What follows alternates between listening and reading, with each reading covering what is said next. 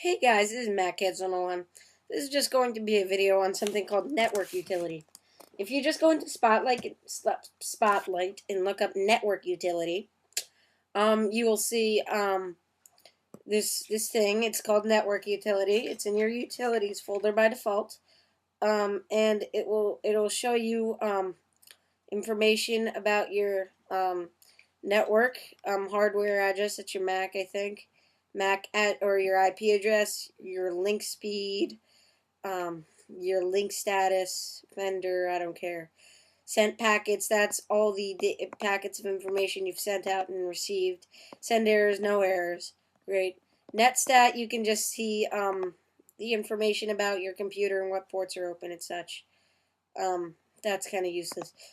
Well, it's useful technically. You can also ping a website or an IP address just to see if it's up. Like I'll ping myself and it'll work presumably. Okay, that's not working because I'm on stealth mode.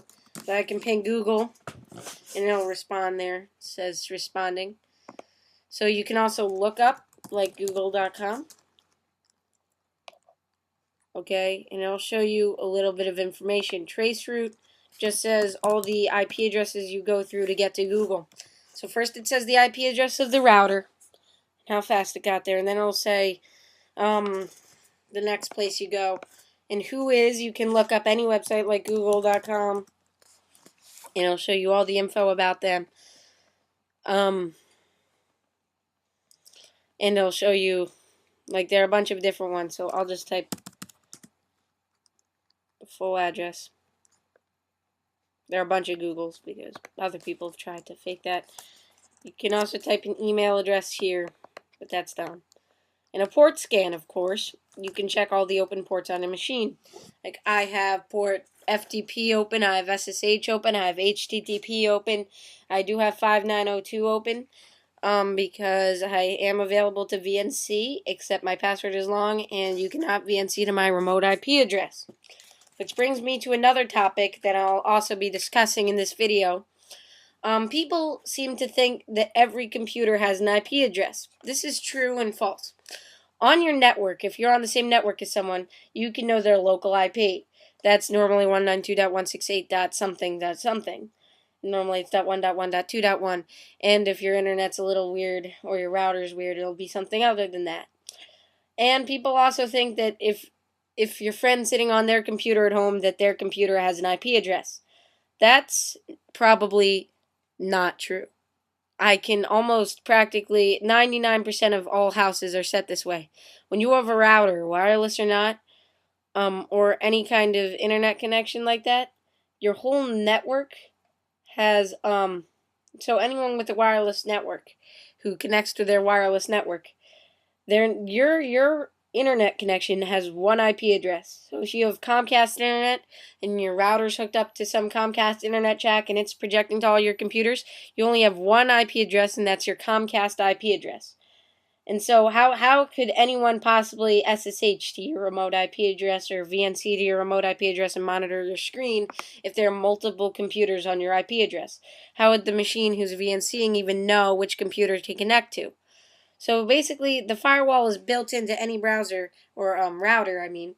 And the firewall basically determines what ports, and VNC is port 5900, for instance, what ports go to what machines. And by default, your router doesn't let any ports open unless you have some funky router. I do have port 22 open to my Ubuntu Linux machine because I like being able to SSH to it from the road. But I still have powerful passwords, and any packets I receive that aren't perfect, that are corrupt in any way, will just be thrown away. And I don't think you'll find a glitch in my router. I really don't. But anyway, so even if someone knows your remote IP, it's not that much of a risk. I can assure you, I don't even think you'd respond to a ping, so I wouldn't be worried about anyone finding your remote IP address and controlling your screen, because your router wouldn't know which computer to connect it to. Now, if you have one Comcast box, the wires for Comcast internet or Verizon's internet or whoever you get's internet goes directly into, and your computer's plugged into a jack directly connected to that, and your computer's the only thing on that network, no router or anything, then you can be in some trouble. As soon as you enable VNC on your computer, then anyone can VNC to you. So for people who don't have a router at all, and you just have your computer plugged into a box, and you have probably a desktop,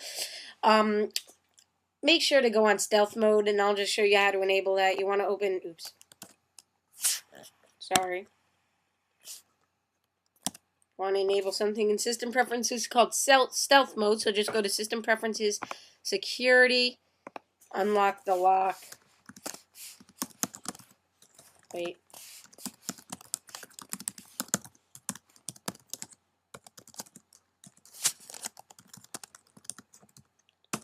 Okay. And then go to Firewall and say Advanced and enable firewall logging, enable stealth mode. That means that your firewall is more secure. And then if you select allow only essential connections, that secures your network more. And if you do this, you can just get rid of these. So also, if you go into System Preferences, you can go under Sharing and just uncheck every single box so that no one can connect to you in any port if you just want to be super secure. I don't like being secure because I have a router and a firewall, so who cares about... I don't worry about my family or people who are on my MAC list since I have a MAC filter on my router.